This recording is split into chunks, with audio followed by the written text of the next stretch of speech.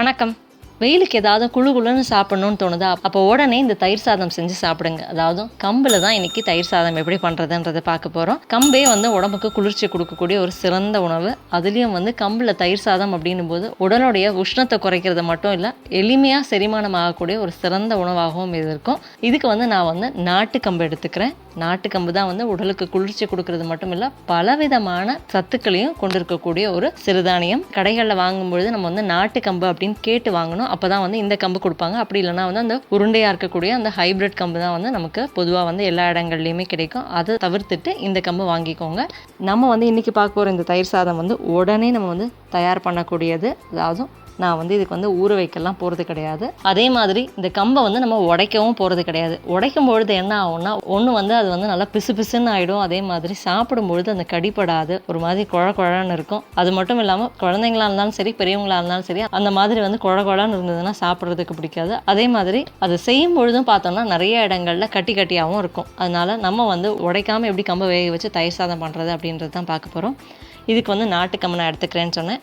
இந்த கம்பு உங்களுக்கு நேரம் இருக்குது அப்படின்னா நீங்கள் ஒரு 3-4 மணி நேரம் ஊற வச்சுக்கலாம். அப்படி இல்லை உடனே செய்யணும் அப்படின்னு நினச்சிங்கன்னா இதை நல்லா வறுத்துக்கலாம். வறுக்கும் பொழுது அதோடைய மனமும் நல்லாயிருக்கும், அதனுடைய சுவையும் ரொம்ப நல்லாயிருக்கும். ரொம்ப சீக்கிரமாகவும் நமக்கு கம்பு வெந்துடும். நான் இன்றைக்கி மண் சட்டியில் தான் வைக்க போகிறேன். அதனால் முதல்ல இந்த கம்பை நல்லா வறுத்து எடுத்துக்கிறோம். நல்ல ஒரு சூடு வர வரைக்கும், அதாவது லேசாக அதோடைய வாசனை மாறும். அதே மாதிரி நல்ல ஒரு சூடு வர வரையும் நம்ம கம்பை நல்லா வறுத்து எடுத்து வச்சுக்கலாம். கம்பு வறுத்து எடுத்து வச்சுக்கிட்டதுக்கப்புறமா இதை நல்லா தண்ணி விட்டு நல்லா அலசிட்டு அதுக்கப்புறமா ஒரு 10-15 நிமிஷம் அப்படியே வச்சிடலாம். ஒரு 10 நிமிஷம் கழித்து ஒரு மண் சட்டியில் தேவையான அளவு தண்ணி எடுத்துக்க போகிறோம். ஒரு பங்கு கம்பு எடுத்துக்கிறோம் அப்படின்னா 2.5லேருந்து 3 பங்கு தண்ணி நமக்கு தேவைப்படும். அதுவும் மண் சட்டியில் வேக வைக்கிறதுக்கு நமக்கு 2.5லேருந்து 3 கப்பு தண்ணி தேவைப்படும். இது சிறுதியில் வச்சு தான் வேக வைக்கணும். தேவையான அளவு தண்ணியோட இந்த ஊற வச்ச கம்பையும் நம்ம சேர்த்துக்கலாம்.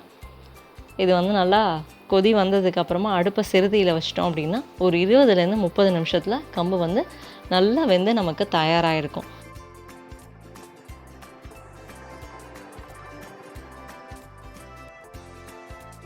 இப்போ பார்த்தோன்னா நம்ம கம்பு நல்லா வெந்துருச்சு.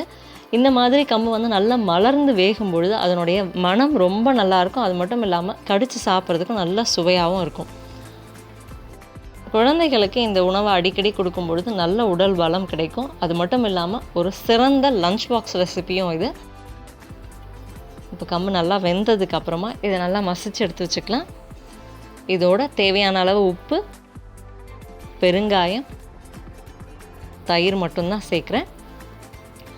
சேர்த்து இதை நல்லா நம்ம கலந்துக்கிட்டோம் அப்படின்னா நமக்கு கம்பு தயிர் சாதம் தயாராகிடுச்சு.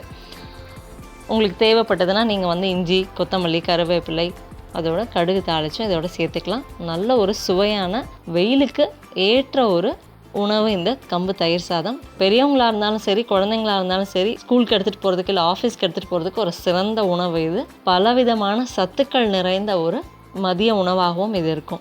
ரொம்ப எளிமையாக தயாரிக்கக்கூடியதான். அதுவும் நம்ம ஊற வைக்காமல் உடனே விரைவாக எப்படி தயாரிக்கலாம் அப்படின்றதையும் பார்த்தோம். கண்டிப்பாக ட்ரை பண்ணி பாருங்கள். எப்படி இருந்தது அப்படின்றதையும் கமெண்ட் பண்ணுங்கள். இந்த வீடியோ பயனுள்ளதாக இருந்ததுன்னா லைக் பண்ணுங்கள், மற்றவங்களுக்கு ஷேர் பண்ணுங்கள். நம்ம சேனலுக்கு இன்னும் சப்ஸ்கிரைப் பண்ணிக்கோங்க. பக்கத்தில் இருக்கக்கூடிய அந்த நோட்டிஃபிகேஷன் பெல் பட்டனையும் கிளிக் பண்ணிக்கோங்க. என் ஆரோக்கியம், என் குடும்பத்தின் ஆரோக்கியம், என் சமூகத்தின் ஆரோக்கியத்திற்கான பயணம் இது.